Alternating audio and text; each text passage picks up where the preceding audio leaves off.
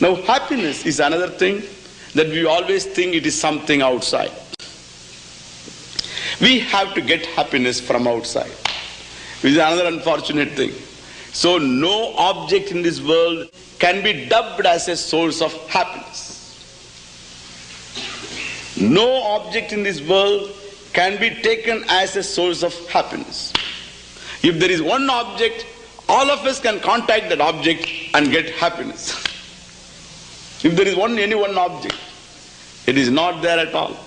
What do you consider as a source of happiness is looked upon by another man as a source of sorrow. And again, what do you look upon as a source of happiness today may be looked upon by you tomorrow as a source of sorrow. And it all depends how you look upon a given object. And that object seems to give me happiness, like even a dog picked up a bone, as the story goes, a dog picked up a dry bone and began biting this bone. And as it was biting, so from its own mouth, because of the dry bone, so it injured its mouth, and out of the wounds, its own blood was coming.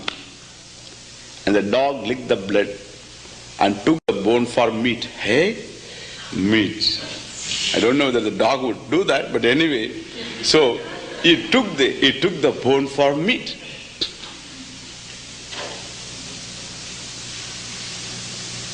I asked the dog, I say, what were you eating? Meat.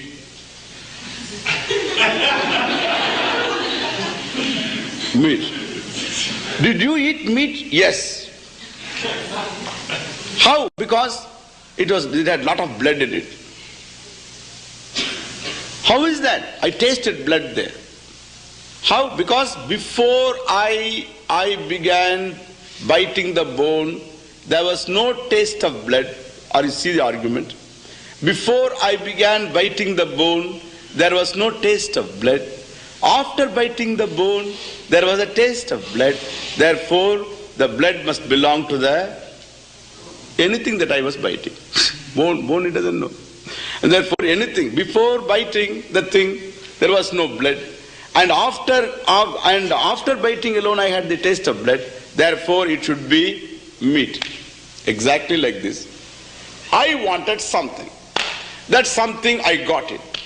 When I got that, there was a clearance in me. I was happy. Before experiencing the object, I was not that happy. After experiencing the object, I became happy. And therefore, happiness should belong to what? Should belong to the object. The difference between the dog and the man is, when the dog suffers, he is taken to a vet, and this fellow he suffers, he is taken to a general physician. That is the only difference, because the logic is the same.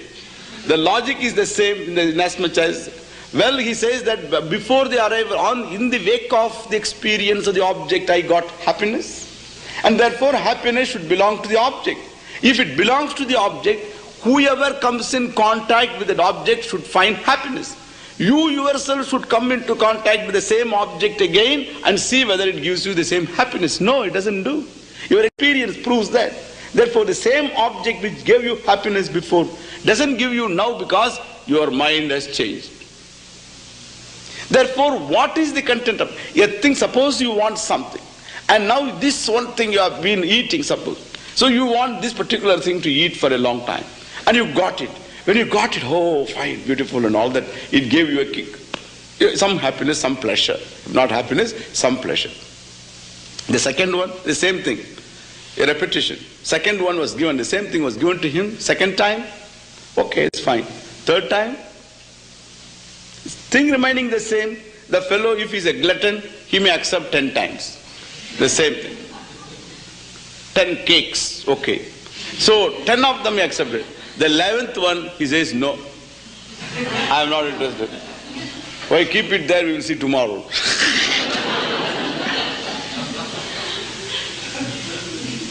Today, why? No, I can't stand it. Why? Because it is not the object. If in fact, you know the law of diminutive utility.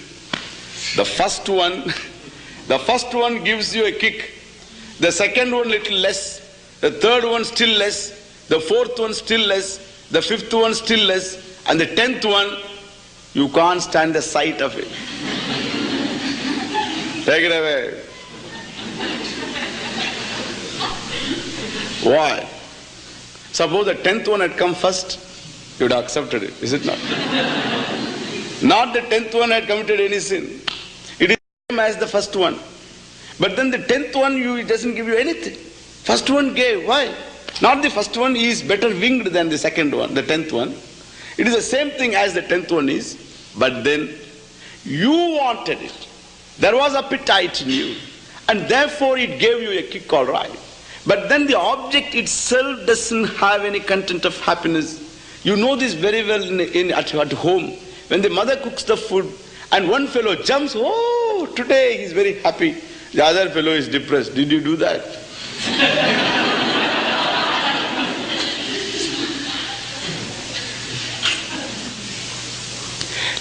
Now you can understand from this very clear. The object itself has nothing to do to make you happy or anything. But then you want something, and that want is fulfilled. There is a clearance in you. The want is no more until you pick up another want. The want is cleared away.